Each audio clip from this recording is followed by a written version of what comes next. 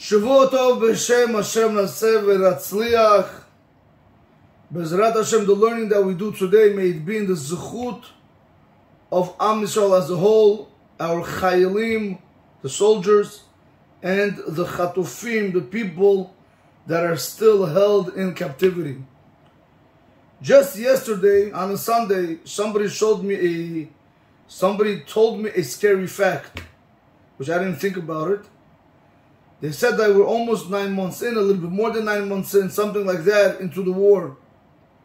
Any woman which is still held in captivity right now might actually be pregnant or probably gave birth to one of the Hamas's people. And that's a scary thought. We live life very freely, very carelessly. A person lives a carefree life, complaining, whining, doing whatever he wants, and not realizing the good that he has. Rabotai, when you hear a woman complain, I don't want to say what happens if she would be in the other woman's situation, next to the Hamasnikim lo aleinu. That girl would change her spot with anybody at any given time, any given day. And I bet you they're not going to complain once they come out. They're going to be very happy. But we people, Rabotai, when you have the freedom to do everything, we don't take advantage. We have all the time to cry, all the time to complain. There's a very big gadol in Israel. I don't want to say his name. I don't know if he gives me the permission. There is a very big inyan that if you have a man that is held in captivity and a woman is held in captivity, who do you have to release first? The halacha will say, I know you guys think woman probably. The halacha says when you're dealing with the Hamasnikim, with people like this that are not normal, they're not human, they're inhumane. When you're dealing with these kind of people, you gotta release first the men, because they could even do mishkav zachur. They're able to even sleep with men. They do the actions what is supposed to be done to women, they do to the men. So that's why you have to release them. Rabotai, when this was told to me, my hair was standing, you felt a shrivel on your body. Like here you are, driving, having a good time, able to daven, able to learn, able to do things, and you hear people complain and whine and crying. For what? Rabotai, you are a free man, a free woman. What are you complaining about? You are able to see your husband come home. The husband's able to see his wife come home. You're able to see your children come home. Wow, Rabbi said, Mochi Shabbat. Right away, right? Somebody told him right away. Did you hear that the rocket of Hezbollah that killed lo aleinu 10 or 12 children, he told me. And how many more got injured? Rabbi said, you have families, whether they're Jewish or not Jewish right now, it does not matter. You have families that are mourning their children. While we believe in Baruch Hashem are able to see our children. We have every reason to thank Hashem and zero reason to complain. And what do? Just the opposite. We make every reason to somehow complain, but zero reason to find thank you Hashem. And that is very sad. Very, very sad. I was in the Yisrael yesterday. Whatever, I gave a whole thing. I don't want to get into it right now. It's not the topic for this. And, I spoke about the concept of Dan Lekav Zchut, where, every single person has to try to go ahead and give the benefit of the doubt to the other person, to the other Jew. So everybody understands this right away. Yeah, I understand him. Yeah, I understand my friend. I understand the rabbis. I understand this business. Oh yeah, I understand. Rabbi said, Dan lekav zchut. Just like you understand it applies to you and other people. Understand it very much when it comes to you and your wife, you and your children, or her with her husband, and vice versa. Rabbi said, do you know what Chazal tell us? Do you know what does it mean to be Dan lekav zchut? Give them the benefit of the doubt. Do you know what that means? How can you give somebody the benefit of the doubt if you don't even know what's going on? How do you know what's going on in their mind, in their life? You don't know what they're going through. Nobody knows what they're going through. Rabbi Chazal say, they say, put yourself in his shoes. Why shoes? Why? Put yourself in his place. Why shoes, Lolin? Because Rabbi say, if your feet are size 12 and his shoes are size 10, you won't even be able to walk in the shoes. And you're already judging what he's doing? Or vice versa. You're a size 8 and he's a size 12. It's so big you won't be able to walk with him because you're not comfortable. And we're already somehow judging people. Why am I bringing this up? Because I was trying to bring out a point to them over there. That we as husbands and wives, as parents, we need to try to go ahead and see and judge each other favorably. When the husband walks through the door 10, 20 minutes late, the wife shouldn't be screaming and attacking where you've been. Maybe you had a flat tire. Maybe Low Lady was held at gunpoint. How do you know?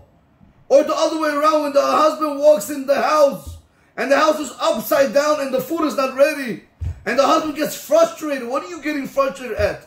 You don't see you have kids in the house. You don't see your wife just came from work. Maybe she got held up at work. Maybe she has a headache. Maybe she's tired. Rabbi said, when you think like this, you become a better person. You become a happier person. Rabbi said, it's not what they can do for us. It's what we can do for them. We have to have the mentality, how can I give back to my wife? How can I give to my children? How can I give to the people around me? Today, the generation is everything about taking. It's all about me. It's not about me, Rabotai. It's about them. To help them. If they're good, you're good. If they're not good, you're not good. Somebody showed me a beautiful clip.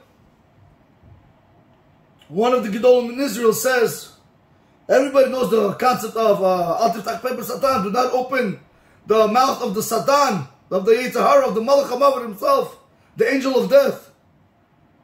It's brought down Masechet Berachot, also Masechet Mot Katan. It's brought down many places. Why shouldn't you open up? Why? What's so bad when a person complains? What's so bad if a person says something good? You know, the rabbi explained, listen to this. It was fabulous. It was unbelievable. He said, you ask a person how your day is going. He goes, you know, it's bad. It's a bad day.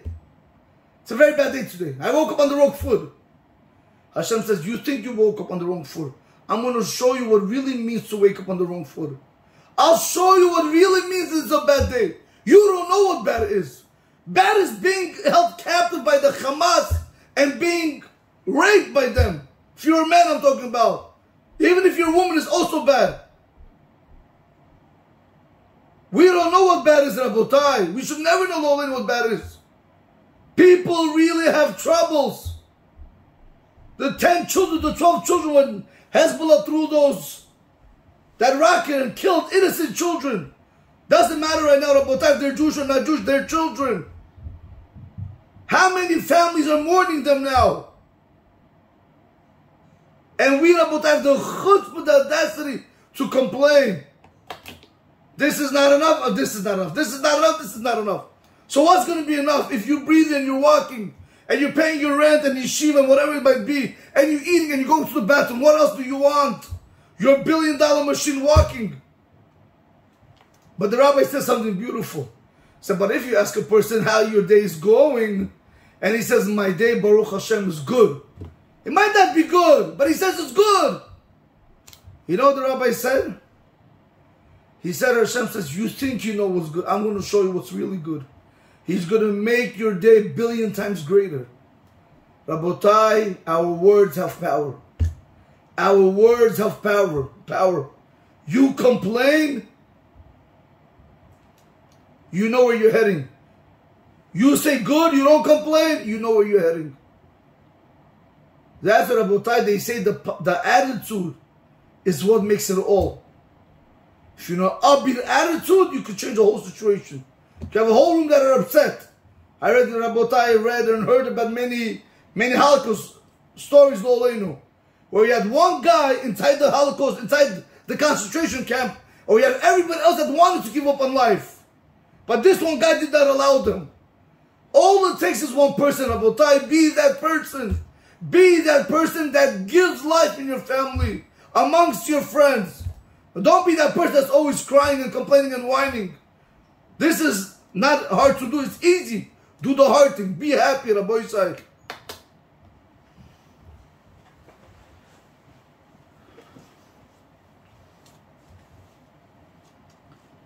I want to share with you today from Rabbi Aharon Pessin.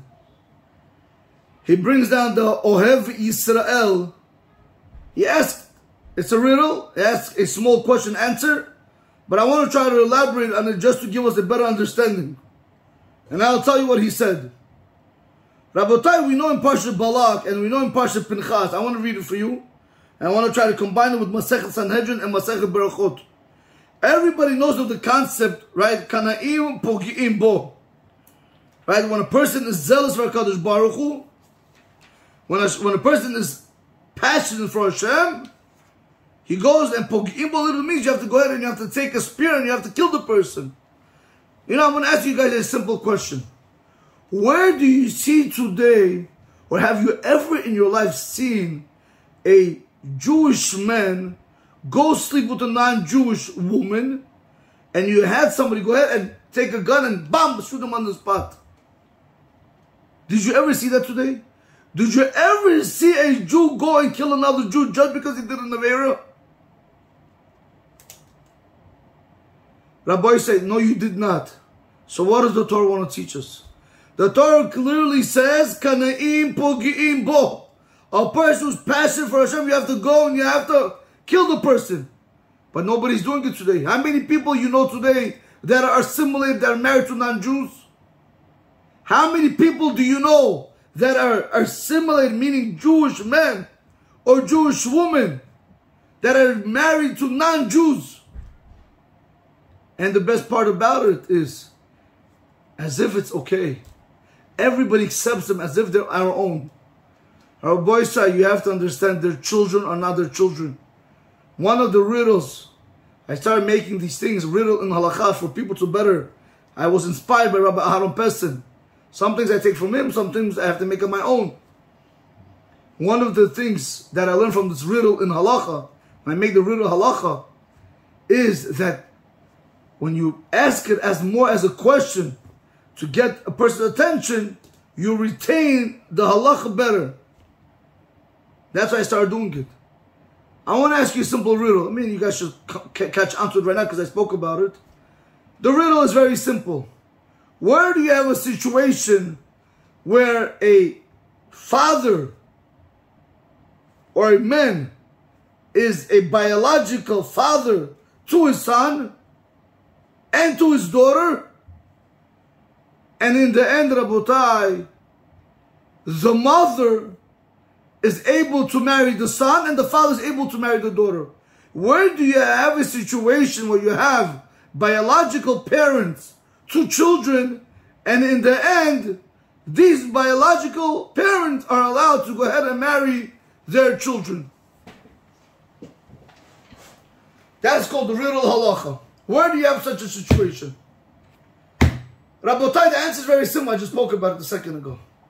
If you have a Jew, lo olei Rahman Litzlan, these non-Jewish women, they're very smart. They know, Rabotai. The Gemara says, I forgot which Gemara. I don't like just saying things like that. There's a Gemara that says, Kishura bo kekelef. She's going to be attached to him like a dog. She knows that there's only one way to get over there, and that's to the Jewish men. That's why they want to be with Jewish men. There's no men like Jewish men. Rabotai, if a Jewish man lo oleinu married a non-Jewish woman, do you know that the children that they have are biologically theirs? But do you know, according to Allah, that that's not his children? They don't get inheritance from him. That's not his children. That means, let's say the father is a Jew and the mother is a Goya, a non-Jew. Tomorrow, Rabotai, the girl finds out that the mother is non-Jewish, the father is Jewish, and she really wants to become a ger, a convert. She goes to the rabbi, she goes through the 3-year process, whatever the situation is, she becomes a full-fledged convert. Rabotai, halachically speaking, am I going to say that the father's going to do it? You know, probably not. But according to the letter of the law, if the father wants to, he's able to go ahead and marry his daughter that converted. Why? Because we say, ger kenolad dami. We say when a person converts, it's as if he's born new. And this child is no longer his. It's a new person. It's a Jewish girl. So therefore the father is even allowed to marry this biological daughter. Rabotai, there's a lot of things that we do that we don't even pay attention. We don't pay attention, Rabbi Yisai. We think we're having a good time over here now, but we do not know the consequences. The consequence that each one's going to have to face. I don't know how I'm getting into all this, but I guess it's not like something's prepared. If Hashem is putting it in my mind, it means I have to say it. Rabotai, I read a Holocaust story about one of the richest guys in the Holocaust. Somehow he was next to a Talmud Chacham, next to a very big rabbi in the concentration camp. They were sleeping always side to side.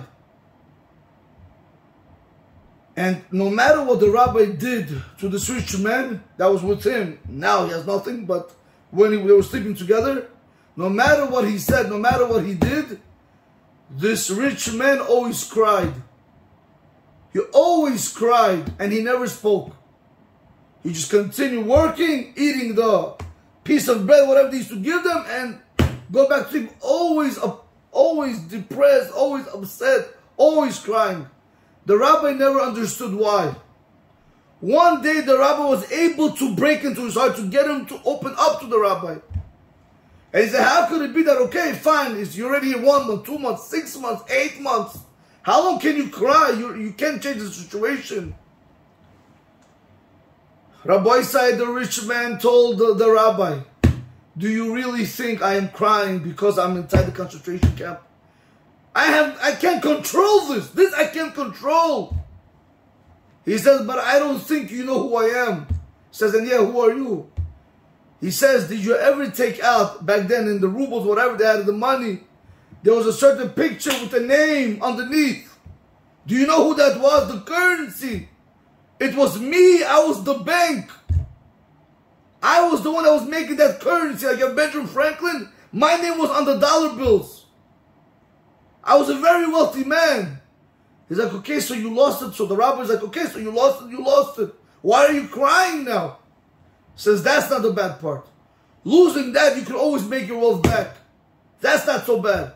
So why are you crying? He says, the real reason why I'm crying is because when the Gestapos came and they were looking for Jewish people in the neighborhoods, my wife ran out of the house and she ratted me in. She handed me in to the Nazis. The rabbi says, why would your wife do such a thing? He says, because my wife was a Nazi. I married a non-Jewish woman. I thought she cared for me all this time. But little did I know when the time came, when push came to shove, or shove came to push, whatever the way they say it, she gave me in.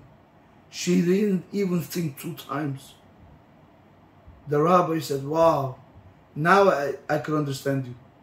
He said, Rabbi, that's not the worst part. I had children with her.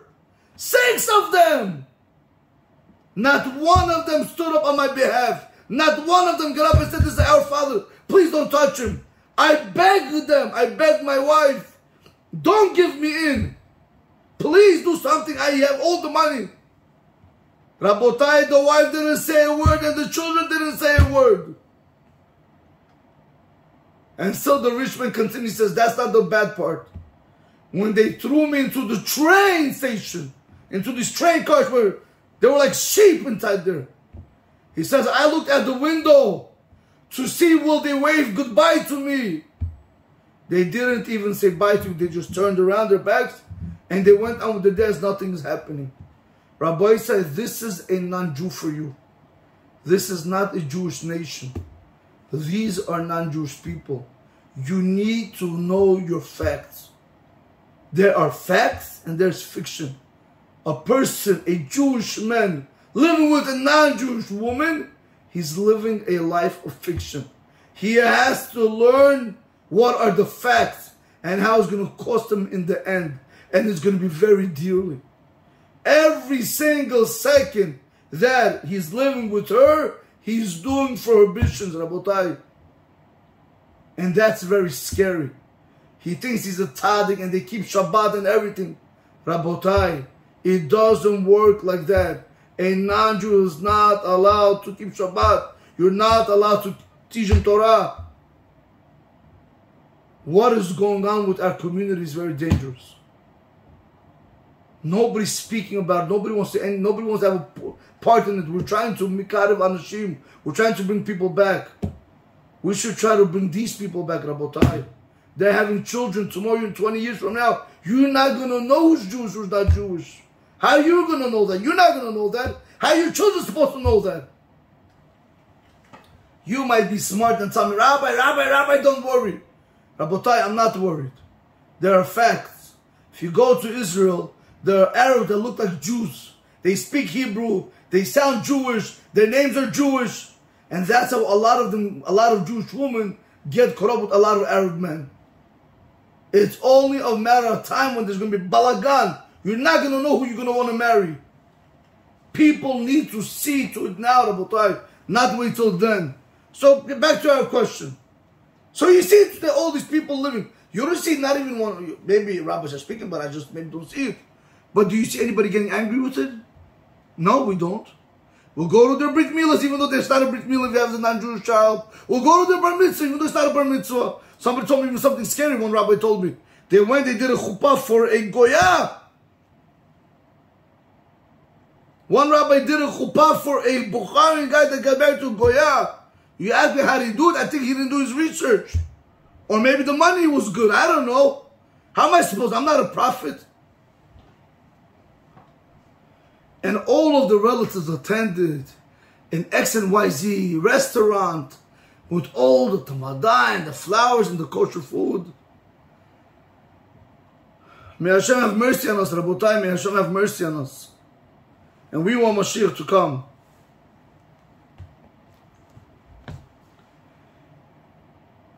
Rabotai, since today we don't see nobody doing this, so what is the Torah teaching us? Kana'im pogi'im bo. What does the Torah want from us when it says when you see somebody doing something wrong? When you see a Jew sleeping with a non-Jew, you got to go ahead and kill them. Where do you see this today? You don't. And I don't think you'll ever see it. Because we're not allowed to do this today.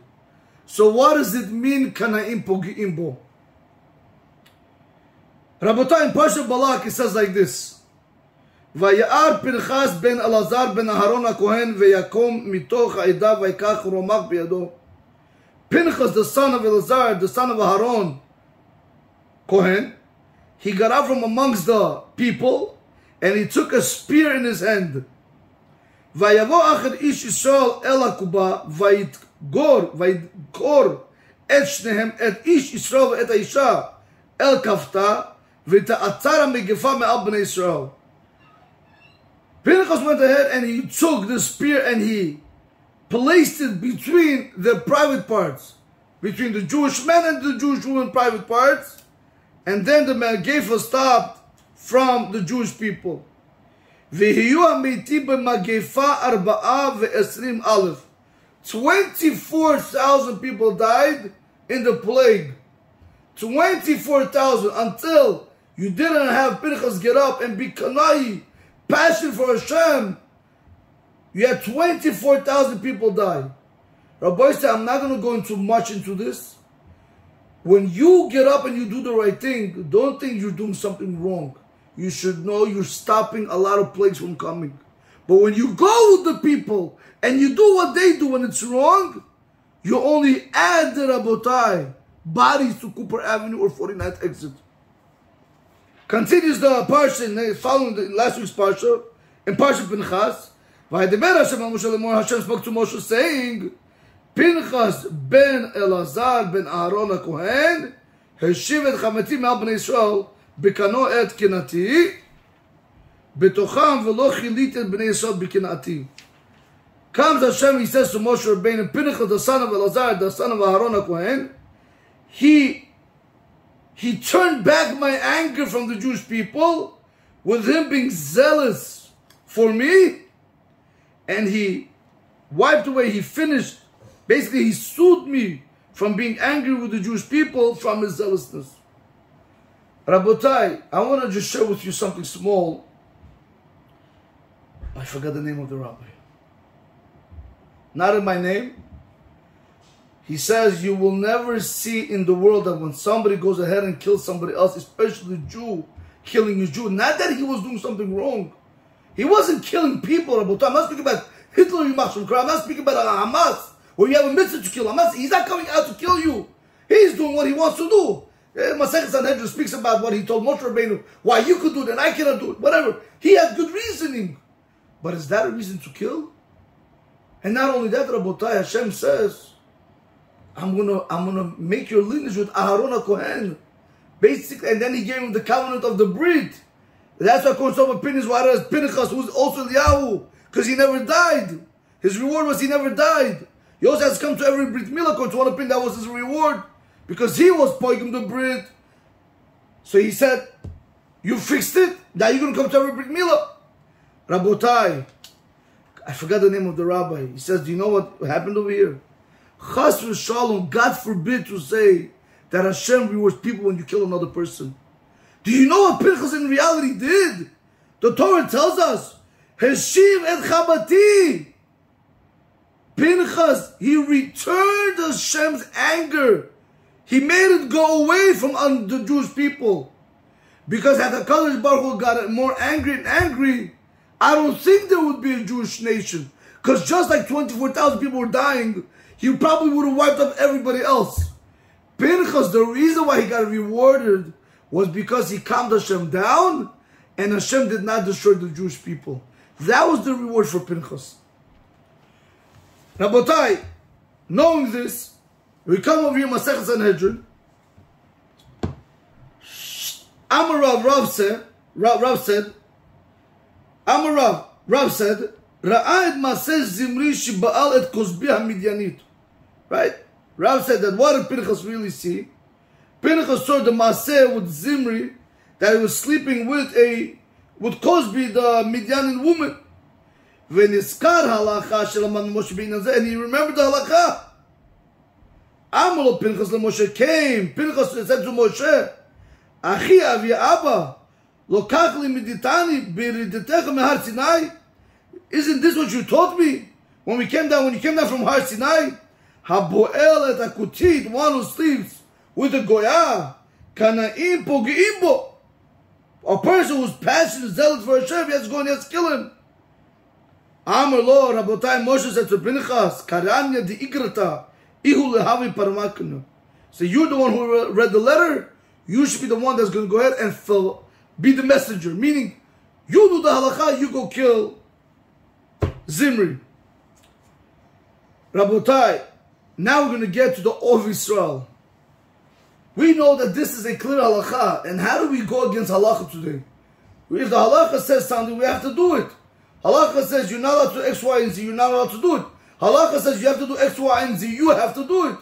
So how is it that this halakha of Kana'im Pogi'im Bo, we don't do it today? Rabbi say, listen to this answer. Comes the Ohev Yisrael, now you can understand. This is from Rabbi Aharon Pesen.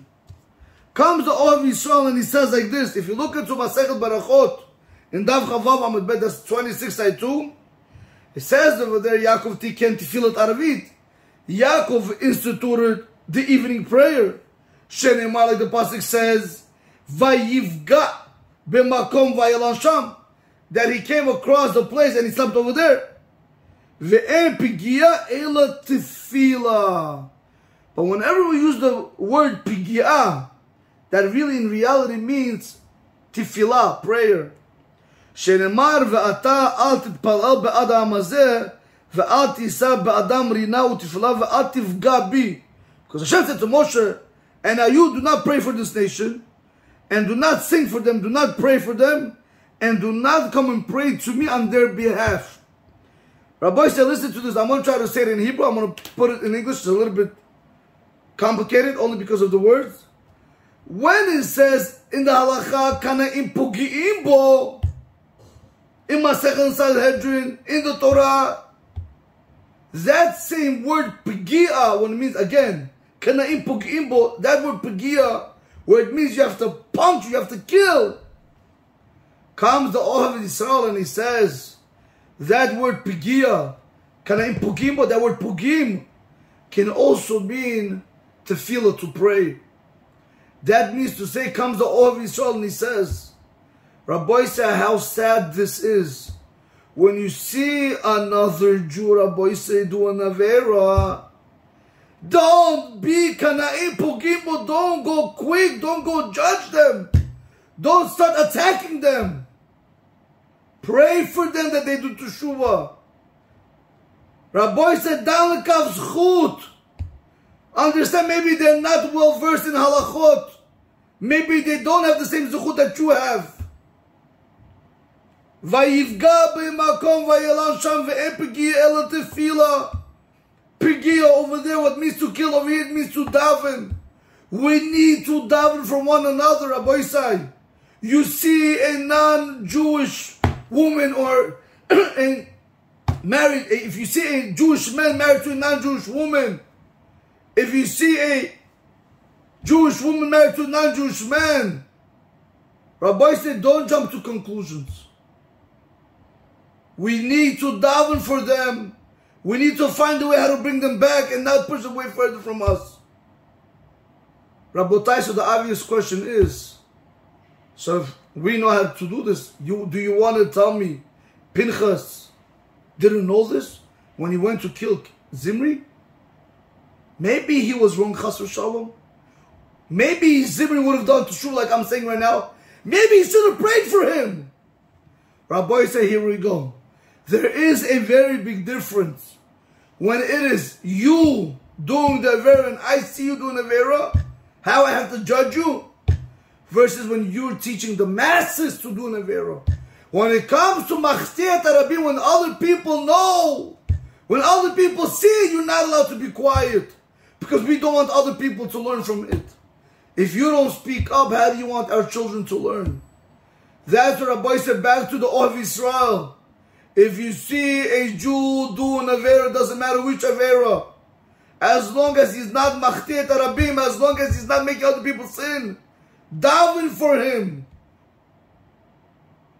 It says, Rabbi say in the Shomer Esrei, in the Tefillah, in the Shomer Esrei, it says over there, let me just see 1 second, let me see the Siddur. Just slip my mind 1 second.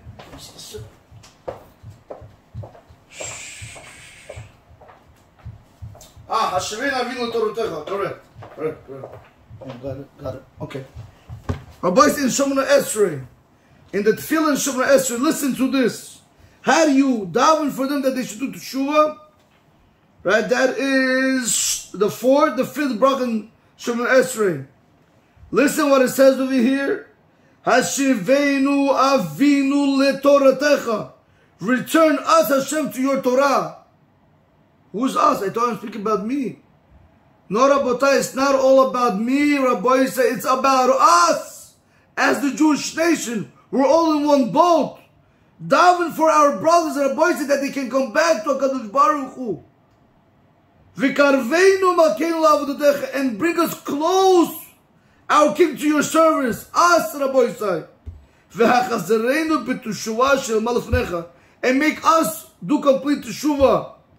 Rabotai, the first thing over here you want to daven for a person is that you want to daven for the person that Hashem should bring him back to his Torah. Chazal tells us, comes Hashem, I forgot which verse in the Torah, in the Tanakh, and he says, Halava, he says, I would be happy if the Jewish people would abandon me completely. I'll be happy, but not to abandon my Torah, because the Torah is what's going to bring you back to Hashem. Rabbi said, that's why we're davening over here. Hashivenu avinu letoratecha, our Father, bring us back to your Torah, then only to your avodah, because without the Torah you do not know what the avodah is. And then we ask Hashem, please make us do complete teshuvah, because without Torah, how are you going to know how to do teshuvah? That's why they say over here, there's a small yiraton, right over here, Rabbi said, right in the Hachazrei b'teshuvah, there's a small yiraton, They say, some add this prayer, right? You say, may it be your will, Hashem, our God, the God of our fathers, that you should go ahead and you should dig up a tunnel from under your chair to turn back completely, to complete the teshuvah. All the people that sinned against you, and included in them is whoever you want. You put over Ploni ben Ploni, Ploni ben Ploni. You could put the person's name, Rabbi Isai. We need to daven for our Jewish brothers and sisters. Too many of them are getting lost. If you see, Rabbi said, a few of them coming back, it doesn't mean the other million are also back. One rabbi said there are at least 1 million children that do not know what Shema Israel is. 1 million children. Rabbi said, I've been a witness, being in the Gedolim house, in the great rabbi's house, where their grandchildren or their great-grandchildren do not know what Ni'ila is when you open on Yom Kippur, after Mincha, before Aravit. Rabotai, everybody goes through this. We need to love one another. We need to respect one another. We need to daven for one another. And we have to stop judging one another. What can I do for you? And what can you do for the other person? That's how it has to go. And not what I can get from you. Rabotai, this is why the people that learn Torah, they're selfless. They're not selfish. Because by them learning Torah, they're helping people all around the world. But the people that don't want to learn Torah, unfortunately, they think they're selfless by doing a mitzvah there, doing chesed there. That mitzvah is only good for that one person. But when you learn Torah, it's good for the world. Rabotai, I give all of us a blessing. May we be on the giving hand. May we be on the davening hand. May we be on the side where we judge everybody favorably. And B'ezrat Hashem, Rabotai, in that zechut, HaKadosh Baruch Hu should shower us with blessings upon blessings. And parnasa, a lot of it, Rabotai. Why? To only be able to give back and help those people that need it. Baruch Adonai Olam. Amen. Amen.